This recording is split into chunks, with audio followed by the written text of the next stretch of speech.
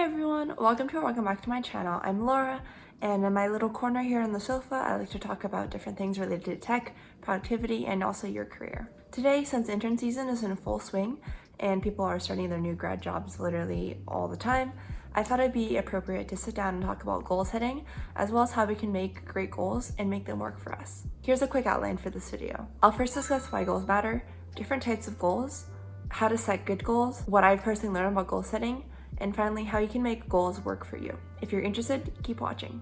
First is why goals matter.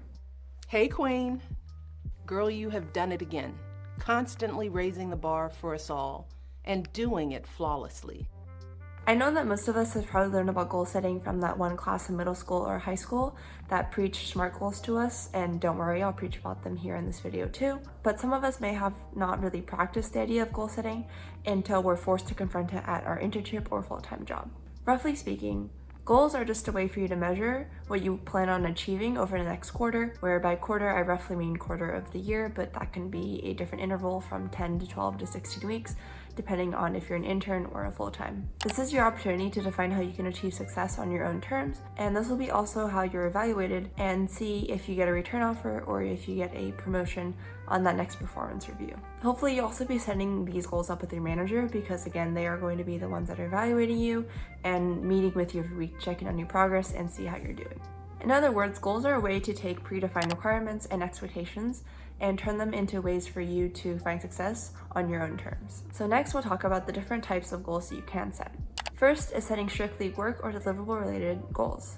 When you show up to work, they give you a project, you have features to do, and you have people to talk to. These are all going to be related to your deliverables. Are you doing a good job handling your projects? Do you want to work on new types of projects? Is there a specific level of efficiency or number of features that you want to be creating in a certain amount of time? These are all great candidates as strict deliverable related goals. There's not too much to elaborate on because this type of goal will specifically depend on the work that you're doing and also what the workload in your organization/team looks like. But again, your manager will have the best guidance and know what an appropriate timeline or time frame to set up for these kinds of goals are. Second type of goal is going to be personal development and learning. Especially in the tech industry, there are going to be new technologies popping up all the time, and part of your job of making yourself marketable and staying marketable and relevant in the industry is by professional development and learning. This can include conferences. There are tons and tons of free conferences, online conferences, and also in-person conferences, hopefully in the future, that will pop up, and a lot of them are going to be great opportunities to expand your network, as well as learning new skills and listening to cool speakers talk about things that they're passionate about.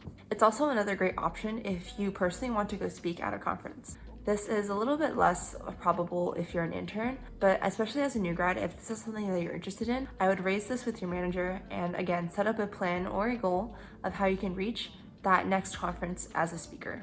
Other sorts of professional development can also include just strict learning. So a lot of people choose to go back to school, whether that be part-time during the job or also full-time in the middle of their job and they take some time off. This is personally something that might be in my cards, but I'm still not sure and I'm waiting to start and scope that a little bit before I fully decide. However, going back for more education is usually always a good thing as long as it's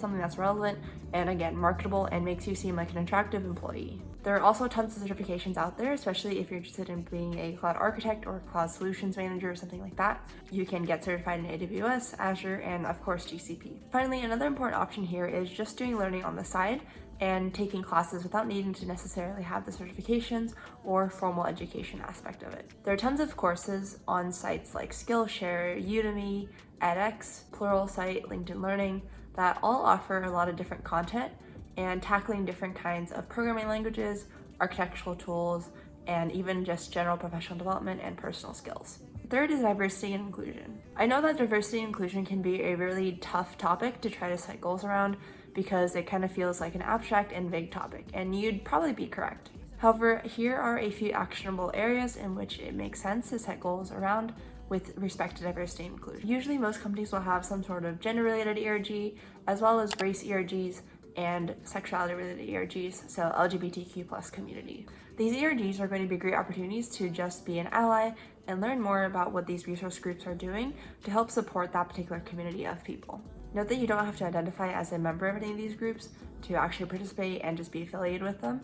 They are welcome to having anyone who wants to join, as long as you're being genuinely supportive and interested in supporting their mission. These ERGs, however, will also usually be hosting events, especially during intern season, to help spread the word about their resource group and encourage interns to join, network with these people, and just generally get an idea for what is out there as a resource in that company. I would definitely encourage you to at least attend one group's events and just to scope and check it out. Your company may also specifically host diversity and inclusion related events such as speakers, other book talks, or just open conversations about hiring, diversity, race, etc.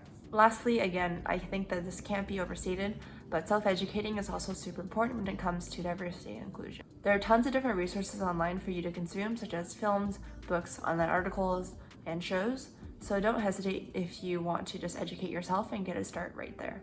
The last set of goals I want to talk about are leadership and mentorship related goals. I think that mentorship is a really vital part of finding success as an intern or new grad just starting off your career, but I also do really think that mentorship is important regardless of where you are, because you can always grow and learn from the people around you. As an intern, you usually be assigned a mentor, but if not, I definitely take time to explore what other full-time employees are doing and see if any of them are particularly relevant to your role or what you want to do in the future. You can also definitely mentor a younger intern if you're working with a younger intern on your team, or as a full-time employee, take the time to mentor an intern or a younger employee on your team. With respect to leadership, this is a little bit more difficult for interns, but again, generally when you're working on a team, people are going to have different features and issues that they're in charge of. So I would take some time to talk with your manager if you're interested in a higher leadership role and saying, hey, how can I step up and take more of a leadership role on the specific feature that I've been working on. Now that we've talked about the different types of goals that we can set, let's talk about setting good goals. Like I mentioned, SMART goals are going to be one of the best foundational ways to get started creating a reasonable goal for yourself. So SMART goals, if you aren't already familiar, are called specific, measurable, attainable, reasonable, and time-based goals. These are the main 5 characteristics that you'll be using to help create a well-rounded goal that actually makes sense for you and is tailored towards the kind of work that you're doing. Even if you're already familiar with creating goals and you know what kind of goals work best for yourself, using the SMART goal framework as a base outline can never really go wrong. So here's an example of what a SMART goal could look like. Say that I'm a new grad PM and I really want to get better at the end strategy regarding a product. One example of goal that I might set that meets the SMART requirements would be something like this. Over the next 3 to 6 months, I want to lead 2 different features and be involved in the go-to-market strategy for each of these features.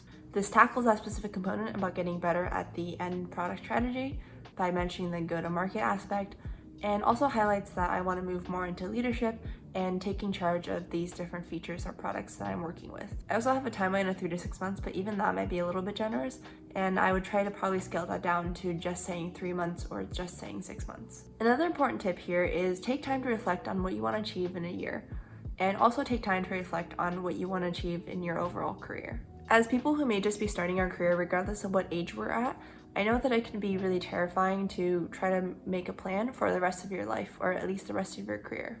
The one guiding advice I have here though is just know that nothing is concrete and nothing is permanent. So even if you end up setting yourself up on a path that you think may not be applicable for the rest of your life, then no worries. The important thing is to be setting up goals around something that you're currently passionate about, and when those passions change or your ideals change, then your goals can change with that too. For me, one guiding aspect that I have is that I want to move into a managerial role and less of an IC, individual contributor role. So when I'm working to set up goals with my manager in the future, one of my ideas will be centered around how I can make myself more appealing as a manager and work towards a fast track as a manager. Something I think people also forget is to remember that goals are supposed to work for you, and they're supposed to help you grow yourself, not just to go from point A to Z and have everything figured out and your career is entirely successful. Working on your goals and accomplishing your goals is a time for personal development and achievement in and of itself. So think of setting up goals that will make you proud of yourself in a few years' time or a few months' time, or even something that would make maybe the 10-year-old or 15-year-old you really proud of yourself. Now I want to take some time to share what I've personally learned about goal setting over the past couple of years and being a rigorous goal setter to try to push myself into productivity and success. In the past, I've kind of tried throwing goals at the wall and seeing what sticks, but I can promise you that this is not the ideal way to go about setting goals for yourself, nor is it the best way to actually be achieving any of these goals that you've set. Like I mentioned, when you just try to throw goals at the wall and see what sticks, it usually ends up being something that you're not really passionate about, or something that are just quick, easy wins, that don't really add up over time and just kind of end up flatlining after some period. You can reward yourself for any incremental progress that you're making on your larger goals.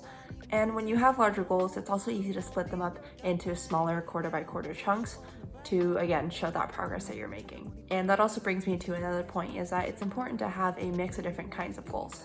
If you all set 3-month-long goals, then it'll be difficult to really measure yourself in a year's time because you're just setting out these short wins for yourself. Keeping that all in mind, I'd limit yourself to 3 to 6 larger goals that maybe you can chunk down into different parts. When you limit yourself to 3 to 6 larger goals, you can tackle each of the aforementioned goal categories with one of your goals, and sometimes even double dip on particularly important ones like work/objective focused ones. If you have a North Star vision or a broader idea for where you want to go, that'll suit you a lot better. Another important reminder that I like to tell myself is that the same goals aren't going to work for everyone. If one specific time frame works for another individual, it may not work out in your favor just because your circumstances are going to be different. Finally, I think the most important thing that I've learned about goal setting is that you need to have a system in place for you to track your goals. I highly recommend Notion, and that's what I've been using recently to track my goals over the past couple of months in 2021, but I will sometimes also handwrite out my goals. For a lot of my work/career related objectives, I'll write out on Notion, but if I also have any personal growth or just soul searching goals that I want for myself, I'll write those out and I can look back on those as just a constant reminder of what I want to do and where I want to be. Last is to make goals work for you. Following the SMART goal structure is generally pretty helpful and has been the best form of success that I found in terms of making these goals work for me. And by that, I really just mean make them personalized and have some sort of incentive to actually follow them. Another thing that motivates me is to know that I'm evaluated by these goals, whether that be by my manager, by myself, by my family, etc. So it's important to set up these goals that actually matter to you so you're motivated to make progress on them and that actually motivate you on a day-by-day basis to grow and be a better person. Lastly, this also ties into the idea of having a system in place to help track your goals, but I think having a plan in place on how you want to track your goals is also really important. How often do you want to check in with yourself and with your manager or whoever's keeping you accountable with your goals? A good frequency is usually once a week, just because some time has passed and a week is pretty long in the professional industry world.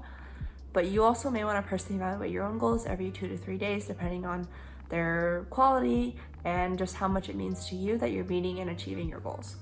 I know that goal setting isn't the most exciting topic, but it's also a quintessential part of a lot of our jobs and day-to-day lives. When we have goals that we can actually measure ourselves against, that'll help us find success quicker and also give us an idea of what we need to do and provide us with some passion or motivation as well.